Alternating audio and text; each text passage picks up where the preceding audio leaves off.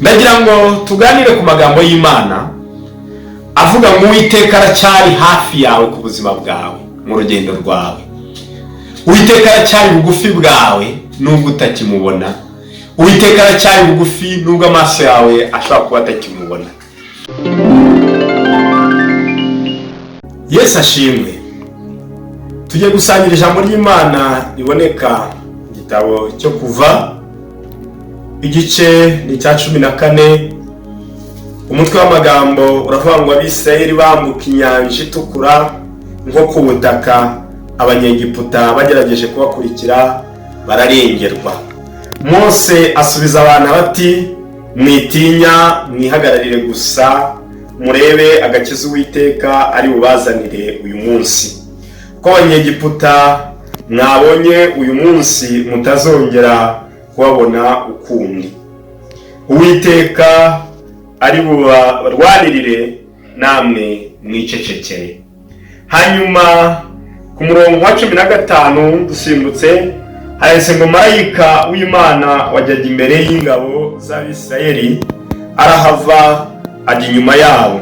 Ya nkingi y'igicu iva imbere yabo ihagarara inyuma yabo, ijya hagati y'ingabo z'abanyegiputa n'iz'Abisirayeli, bajya bariya ibabera igicu n'umwijima, abandi babera umucyo ubamurikira nijoro. Ntibegerana iryo joro ryose. Twakeneza ijambo ry'Imana. Ndagira ngo tuganire ku magambo y'Imana avuga ngo Uwiteka aracyari hafi yawe ku buzima bwawe mu rugendo rwawe. Uwiteka aracyari bugufi bwawe nubwo utakimubona. Uwiteka aracyari bugufi nubwo amaso yawe ashobora kuba atakimubona.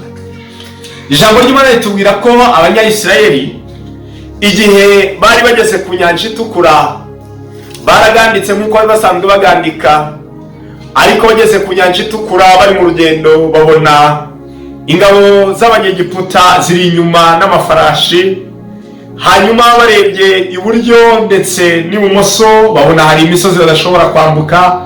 Bitegereje imbere basanga hari inyanja itukura. Hanyuma abantu batangira gushya ubwoba, batinya ko bagiye kurimbukira hariya kandi ko bagiye kuhapfira. Mose mu ijambo rikomeye arabahumuriza, arababwira ati murebe ubwoko bw'Imana. Ziriya ngabo mureba ntabwo muzongera kuzibona ukundi. Nimwicecekere, Uwiteka ari bubarwanirire. Ahantu bashatse ko uyu munsi dutinda, baravuga ngo bakireba imbere yabo babona marayika w'Imana wagaragariraga mu gicu imbere yabo nta kihari, ahubwo yagiye inyuma yabo. Ako kanya bahita ubwabo bashya ubwoba, batangira gutinya ko Imana ibasize, batangira gutinya ko Imana itakibayobora. Aharaho bamwe muri bo baravuze bati na cya gicu cyatujyaga imbere dore kirabuze, nta byiringiro tugifite. Aharaho abantu bose bahise bashya ubwoba, baravuga bati nta n'umuyobozi tugifite imbere yacu. Ngo ariko Imana ntabwo yari yabataye, yari yagiye inyuma yabo. Inkingi y'igicu ibahindukirira urwihisho, ituma ingabo zitababona, ituma ingabo zidashobora kubabona. Barangije bakomeza urugendo bafite umutima utabacira urubanza. Bakundwa b'Imana, ndagira ngo aya masaha mbamenyeshe, birashoboka ko mu buzima bwawe uri kureba ugasanga n'umwijima. Birashoboka ko wahuye n'ibigeragezo bigatuma inkingi yakuyoboraga imbere yawe utayibona. Birashoboka ko wahuye n'ibigeragezo bikomeye ukabona nta jwi ry'ibyiringiro rikikubwira ko Imana iri hafi yawe. Ndetse iyo urebye uko iminsi ishira n'uko amezi ashira, usanga ari weho wagowe mu buzima busanzwe cyangwa butandukanye. Ariko ntabwo Uwiteka yagutaye burundu, ahubwo yagiye kurwanira ibyo utashoboye kurwana. Niyo mpamvu uyu munsi uri gucya bikemera.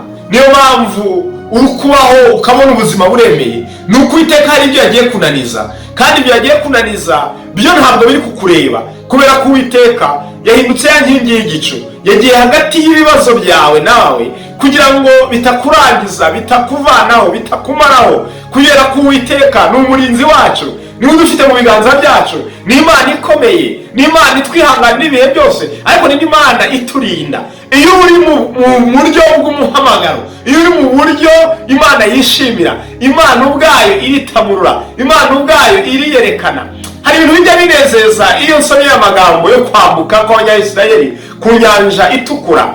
Imana yabwiye Mose ngo ufite iki? Mose arabwira ngo ufite inkoni.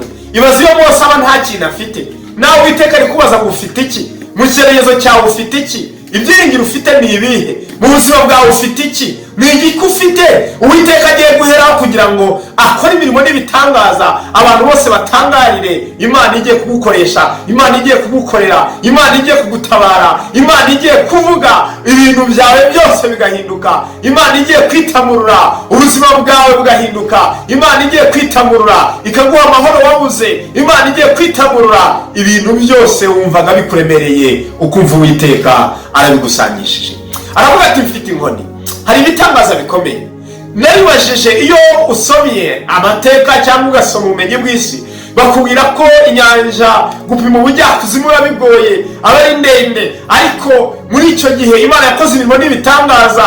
Akimara gushyira inkoni mu mazi, ako kanya amazi acamo inzira, ubwoko bw'Imana buratambuka, butambukira ahantu humutse. Birashoboka, ndetse ngewe mbitekereje nsanga ubutaka bwarazamutse. Bumaze kuzamuka, Imana irangije iramugitiye inzira niyo ntoranyirije ubwoko bwanjye. Iyi nzira nubwo abantu batekerezaga ko idahari, ariko niyo nshizeho kugira ngo ubwoko bwanjye butambuke. Nawe nubwo utari kubona inzira, nawe nubwo utari kubona aho wanyura, nawe nubwo kubona inzira ari inzitane, ariko hari umwami uca inzira ahantu abantu badatekereza ko hari inzira. Hari umwami unaniza ibiri kukwirukankaho, hari umwami uvana inziga ku magare kugira ngo amagare atakugeraho aje kuguhiga. Hari umwami uzi kurinda, yiteguye kukurinda. Icyo usabwa uyu munsi ni ukwizera, icyo usabwa uyu munsi ni ukumukunda, icyo usabwa uyu munsi ni ukumukorera, icyo usabwa uyu munsi ni ukwitorera amategeko ye, warangiza ugasenga, ubundi ukareba ko ziriya ngabo ziri kukwirukankaho ntuzongera kuzibona ukundi,